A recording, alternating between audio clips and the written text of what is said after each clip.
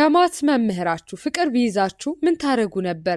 እስኪ ሐሳባችሁን ኮሜንት ላይ አስቀምጡልኝ።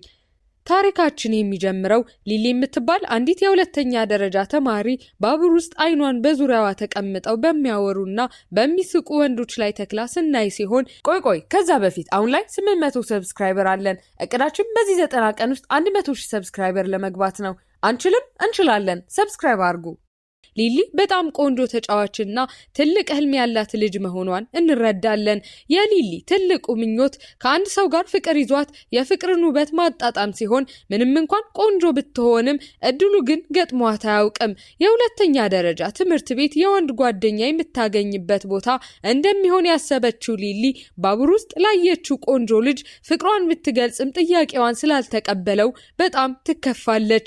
ሊሊ እንዲህ አይነት ነገር በገጠማት ቁጥር የምታደርገው ነገር ቢኖር ሬስቶራንት ውስጥ ገብታ ከፍተኛ መጠን ያለው ምግብ እየበላች ማልቀስና ለቅርብ ጓደኛዋ ለክሎይ ሐዘኗን መተንፈስ ሲሆን ክሎይ በጣም ታጋሽ ጓደኛ ስለሆነች በታብሌቷ ላይ የካርቶን ስዕሎችን እየሳለች የሊሊን ብሶት ታዳምጣለች። በዚያች ቀን ሊሊ በጣም ከመበሳጨቷ የተነሳ ሳታውቀው ከ10 ሰሃን በላይ ምግብ ትበላና ሂሳቡን መክፈል እንደማትችል ስታውቅ በጣም ትጨነቃለች። 10 ሰሃን ምግብ ከበላችማ ሆዷ ውስጥ የምትቀልበው የሰርቶ በላ ጀማ አለ ማለት ነው። ለማንኛውም ይህንን ሁሉ ምግብ ከበላች በኋላ ግን ገንዘብ ተቀባዩ ፊት ለፊት ቆማ ምን ማድረግ እንዳለባት ግራ ገብቷት ሳለ ቀኑ የባሰ እንደከፋባት ስታስብ በፍርሃት መንቀጥቀጥ ትጀምራለች። ነገር ግን ልክ በዚህ ሰዓት መነጽር ያደረገ አንድ መልካም ወጣት ይመጣና ሊረዳት ፈቃደኛ ስለሆነ ሙሉ ሂሳቧን ይከፍላል። ይህንን ሰው ስታይ ሊሊ በውበቱና በደግነቱ በጣም ከመደመሟ የተነሳ ሐዘኗ በቅጽበት ወደ ደስታ ይቀየራል። ሰውየው ሊወጣ ሲል እንዲህ አይነት ሸበላማ ሊያመልጠኛ አይገባም ብላ በማሰብ ታስቆመውና ገንዘቡን ለመመለስ እንድትችል ስልክ ቁጥሩን ትጠይቀዋለች። ስልክ ቁጥር አጠያየቅ ግን ትጠላለህ። ለማንኛውም ሰውየው ጥያቄዋን ውድቅ አድርጎ ምንም ሳይናገር ከቦታው ይሄዳል። ከዚህ ሚስጥራዊ ሰው ጋር ከተገናኘች በኋላ የሊሊ ስሜት እንደገና ወደ ደስታ ተመልሶ እውነተኛ ፍቅሯን የማግኘት ተስፋ እንዳላት ይሰማታል። በማግስቱ ሊሊ አዲስ ተስፋ በልቧ ይዛ በደስታ ወደ ትምህርት ቤት ትሄድና ክፍል ውስጥ ማርክ የተባለ ሌላ ተማሪ ጥላው ሄደችውን የምሳ ዕቃዋን ይዞላት ይመጣል። ማርክ የሊሊ የክፍል ጓደኛና ከልጅነት ጀምሮ ጎረቤቷ ስለሆነ በደንብ እንደሚተዋወቁ እንረዳለን። የሊሊ የወንድ ጓደኛ የማግኘት ከፍተኛ ፍላጎቷ እስካሁን ባለመሳካቱና በተደጋጋሚ ውድቅ መደረጓ በጣም የሚያስቀው ማርክ ሁሌ ስለ ብቸኝነቷ እያነሳ እንደሚቀልድባት እንረዳለን።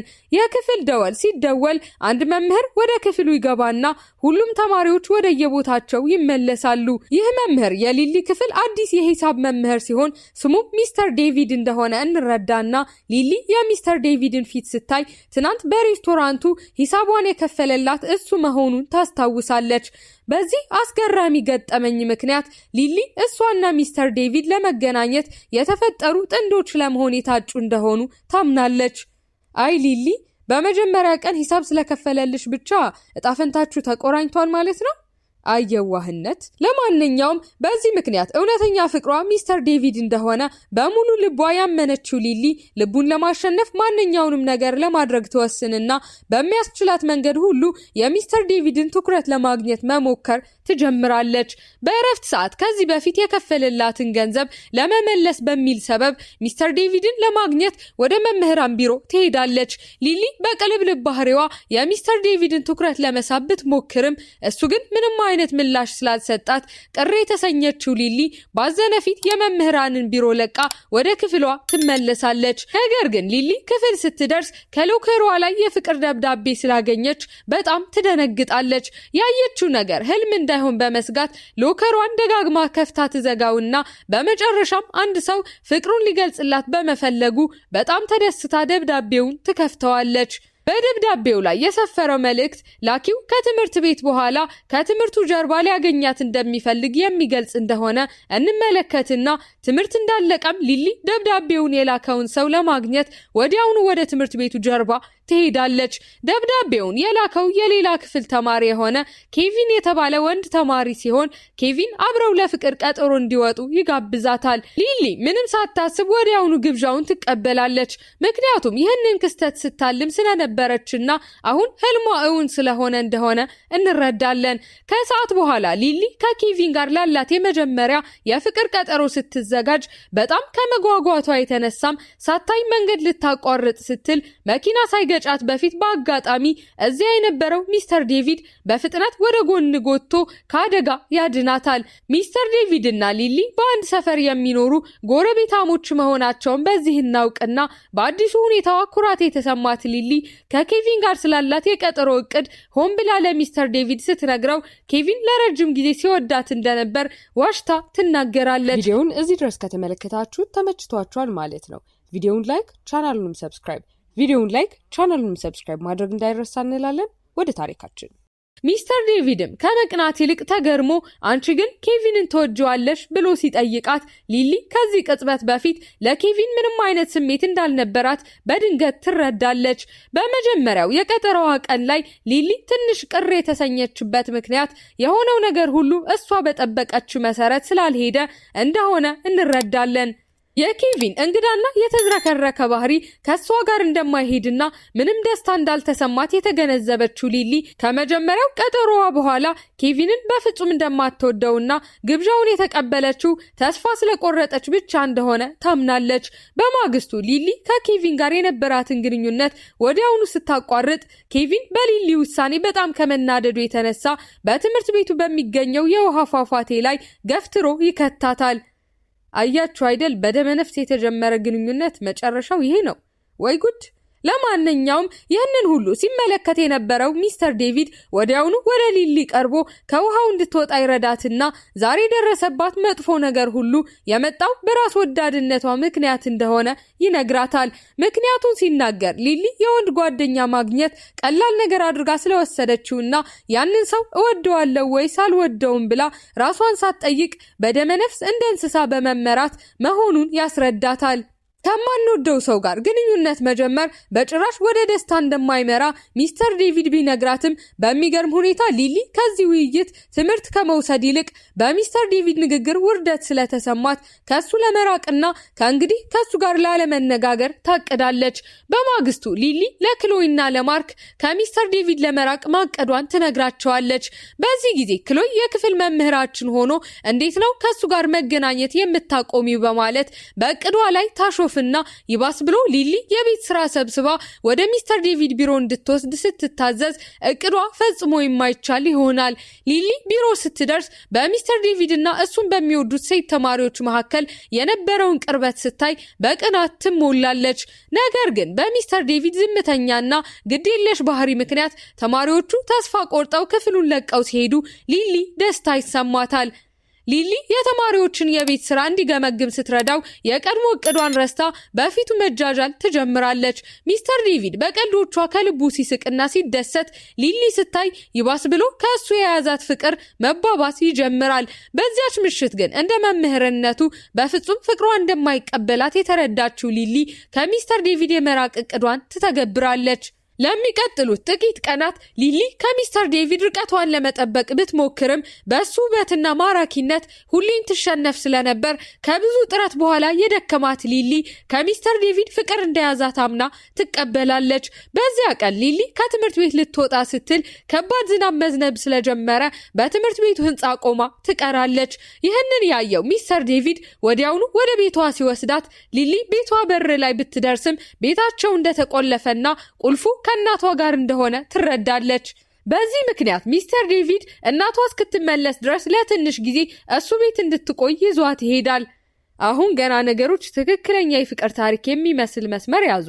ለማንኛውም ሊሊ ሚስተር ዴቪድ ቤት በነበረችበት ጊዜ በአጋጣሚ ትንሽ የፔንግዊን ቅርጽ ያለው ሐውልት ታይና ሚስተር ዴቪድ ሐውልቱ ከልጅነት ጓደኛው ከሲሞን ያገኘው ስጦታ እንደሆነ ይነግራታል። በዚያ ቀን ሚስተር ዴቪድ የሂሳብ ውጤቷ አሁንም ዝቅተኛ ስለሆነ ዝናቡ እስኪያባራ ያስጠናትና በመካከላቸው የነበረው ግንኙነትም ቀስ በቀስ እየጠነከረ ይመጣል። ከዚያ ቀን ጀምሮ ሊሊ ሚስተር ዴቪድ እንዲወዳት ጎበዝ ለመሆን ጠንክራ ለማጥናት ትወስናለች። በማግስቱ ሊሊ ሚስተር ዴቪድን በፍቅር እንድትጥለው የሚያደርግ አዲስ እቅድ ትነድፍና መተግበር ትጀምራለች። ጡቶቿ ትልቅ ቢሆኑ ሚስተር ዴቪድን ይስበዋል ብላ ያሰበችው ሊሊ ጨርቆ ታጥፋ ወደሱ ብትሄድም ሚስተር ዴቪድ እንደማያሟርትባት ተናግሮ ስሜቷን ይጎዳዋል። እረ ሊሊ፣ ይሄ ደግሞ ከየት የመጣ ዘዴ ነው? ለማንኛውም በኋላ ላይ የሊሊን እንግዳ ባህሪ ያየው ማርክ ወደሷ ቀርቦ የምንወደውን ሰው ልብ የምንገዛበት መንገድ እሱን በማስደሰት እንደሆነ ይነግራታል። ይህን የሰማችው ሊሊ ሚስተር ዴቪድን የሚያስደስቱ ነገሮች ማድረግ ትጀምርና በክፍል ውስጥ በስራው ስትረዳው፣ ለስላሳ መጠጦችን ስትሰጠው፣ መኪናውን ስታጥብለትና ፋይሎችን ወደ መምህራን ክፍል ስትወስድለት እንመለከታለን። ነገር ግን ይህን ሁሉ ከባድ ስራ ከሰራች በኋላም ሚስተር ዴቪድ ለሷ ምንም አይነት ፍላጎት ስላላሳየ ሊሊ ሚስተር ዴቪድ እንዲወዳት ማድረግ እንደማትችል ተገንዝባ ተስፋ ትቆርጣለች። በማግስቱ ሚስተር ዴቪድ በትምህርት ቤቱ የዝማሬ ውድድር እንደሚያካሂድ በክፍል ውስጥ ያስታውቅና እዚህ ጊዜ ሊሊ በፍጥነት እሷና ማርክ የዝማሬው መሪ እንዲሆኑ ሀሳብ ታቀርባለች። በዚህ ጊዜ ሚስተር ዴቪድ በተነሳሽነቷ በመደሰቱ ሊሊ ብትረካም ለረጅም ጊዜ ሊሊን ሲወዳት የነበረው እና ስሜቱን ገልጾላት የማያውቀው ማርክ ግን ቅናት ይሰማዋል። ከዚያም ሊሊ ማርክና ሚስተር ዴቪድ ለዝማሬ ውድድሩ ተስማሚ ሙዚቃዎችን ለመፈለግ ወደ አንድ የሲዲ መሸጫ ሱቅ ተያይዘው ይሄዳሉ። በዚህ ጊዜ ማርክ በሚስተር ዴቪድ እና በሊሊ ያለውን ቅርርብ ደጋግሞ ሲያስተውል ስለቀና ሚስተር ዴቪድን ከሊሊ እንዲርቅ ለመጠየቅ ይደፍራል። በዚህ ጊዜ ሚስተር ዴቪድ ማርክ ለሊሊ ስሜት እንዳለው ይገነዘብና ተስማሚ ዘፈን ካገኙ በኋላ ሶፊያ የምትባል አንዲት ሴት ፒያኖ ተጫዋች ለየት ላለ ሰው ልዩ ዘፈን ይዛ ወደ መጣችበት የፒያኖ ዝግጅት ለመታደም ይሄዳሉ። በማግስቱ ጠዋት ሊሊ፣ ማርክና የተቀሩት የዝማሬ ተማሪዎች ለትምህርት ቤቱ ዝግጅት ልምምድ ማድረግ ይጀምሩና ሊሊ ክፍሏ ለውድድሩ የተቻላቸውን ሁሉ እንዲያደርጉና ሚስተር ዴቪድን እንዲያስደስቱት ስለምትፈልግ በልምምዱ በጣም ትተጋለች። በልምምድ ወቅት ሚስተር ዴቪድ በሌሎች ሴት ተማሪዎች በተደጋጋሚ ይከበቡ ስለነበር የቀናችው ሊሊ ከትውልድ ወደ ትውልድ ሲተላለፍ የኖረውን የፌስቲቫሉ አፈታሪክ በመጠቀም ሚስተር ዴቪድን በፍቅር ለመጣል ትወስናለች። አፈታሪኩ አንድ ጥንዶች በፌስቲቫሉ ላይ በሆሎግራፊክ ምስል ፊት ከተሳሳሙ ፍቅራቸው ለዘላለም እንደሚቆይ በሚገልጽ ሲሆን ሊሊ በአፈታሪኩ እንደምታምን እንረዳለን። ቆይ መምህሯን በሰገጤው ሳመኝ ልትለው ነው ታዲያ? ለማንኛውም በማግስቱ ሊሊ ያለምንም ሀፍረት ሚስተር ዴቪድን በፌስቲቫሉ ምሽት እንዲስማት ብትጠይቀውም ሚስተር ዴቪድ ደንግጦ ጥያቄዋን ወዲያውኑ ውድቅ ያደርገዋል። በተመሳሳይ ጊዜ ሶፊያ ሚስተር ዴቪድን ለማግኘት ወደ ትምህርት ቤታቸው ትመጣና ሶፊያ ከዚህ በፊት ሚስተር ዴቪድ ለሊሊ ሲሞን ጓደኛዬ ብሎ ያስተዋወቃት ሰው መሆኗን እንረዳለን። ሶፊያ የሊሊ ትምህርት ቤት ጊዜያዊ የሙዚቃ መምህር ሆና የሊሊን ክፍል በዝማሬ የምታግዝ ብትሆንም ሊሊ በሚስተር ዴቪድ እና በሶፊያ መካከል ባለው ቅርርብ በጣም ትቀናለች። ሚስተር ዴቪድ ግን ሶፊያ የልጅነት ጓደኛው ብቻ እንደሆነችና ግንኙነታቸውም እንደ ጓደኛ ብቻ እንደሆነ ሲነግራት ሊሊ ደስታ ይሰማታል። ከዚያም ሊሊ የሶፊያን ድክመት ለመፈለግ ሶፊያን መከታተል ብትጀምርም በጣም ደግ መስላ የምትታየውንና ለሚስተር ዴቪድ ተስማሚ የሆነችውን ሶፊያን ስትመለከት ግን ሊሊ ተስፋ ትቆርጣለች። ከዚህም በላይ ሶፊያ እንደሱ አይነት የፔንግዊን ሐውልት ሁሌም እንደምትይዝ የተመለከተችው ሊሊ ለሚስተር ዴቪድ ስሜት እንዳላት ትረዳና ሚስተር ዴቪድን ሳትወስድባት በፊት ወደ ሚስተር ዴቪድ ትሄድና ፍቅሯን ትናዘዛለች። አሁንም ግን ሚስተር ዴቪድ መምህሯ ስለሆነ ፍቅሯን መቀበል ስለማይችል የፍቅር ጥያቄዋን ውድቅ ያደርግባትና ሊሊ ተናዳ ትሄዳለች። በአጋጣሚ ይህን ሁሉ ያየችው ሶፊያ የሊሊ ባህሪ በጣም አስቂኝ ሆኖ ብታየውም ሚስተር ዴቪድ ለሊሊ ስሜት እንዳለው ስትገነዘብ ግን የምትወደው ሰው ለተማሪ ልታጣ እንደሆነ ስታስብ መፍራት ትጀምራለች። ምሽት ላይ ሚስተር ዴቪድ ሶፊያ በልጅነቱ የነበረችው ብቸኛ ጓደኛው እንደሆነች ለሊሊ ነግራትና ሶፊያ ከጓደኝነቷ ያለፈ ምንም እንዳልሆነች ደግሞ ያስረዳታል። ይህን ሁሉ ከሰማች በኋላ ሊሊ እፎይታ ተሰምቷት ከሚስተር ዴቪድ ጋር እንደገና ለመቀራረብ ወስናለች። የዝማሬ ውድድሩ ቀን ሲደርስ ሶፊያ ሚስተር ዴቪድን እንደምትወደውና ወደ ፈረንሳይ ልትወስደው እንዳቀደች ትረዳለች። በዚህ ጊዜ ሊሊ በጣም ታዝንና ውድድሩ ላይ የሚስተር ዴቪድን ፍቅር ለማሸነፍ ያደረገችውን ትግል ሁሉ እያስታወሰች በሐዘን የተሞላ ዘፈን ትዘፍናለች። ዘፈኑ እንዳለቀ ሊሊ ወዲያውኑ ከመድረክ ወርዳ ማልቀስ ስትጀምር ይህን ያየው ማርክ ወዲያውኑ ሊሊን ለማረጋጋት ተከትሏት ይሄዳል።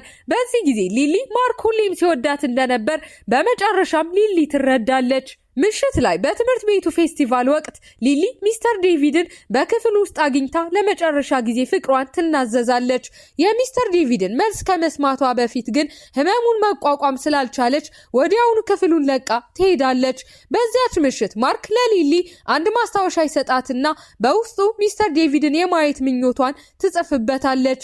በዚያች ምሽት ማርክ ለሚስተር ዴቪድ ማስታወሻውን ይሰጠውና ሚስተር ዴቪድ የሊሊን ጽሑፍ አንብቦ ሊሊ ሁሌም ከልቧ ስትወደው እንደነበር ያነባል። በማግስቱ ሚስተር ዴቪድ ከትምህርት ቤቱ ለመልቀቅ ይወስንና ጊዜው አልፎ ሊሊና ጓደኞቿ ከሁለተኛ ደረጃ ትምህርት ቤት ይመራሉ።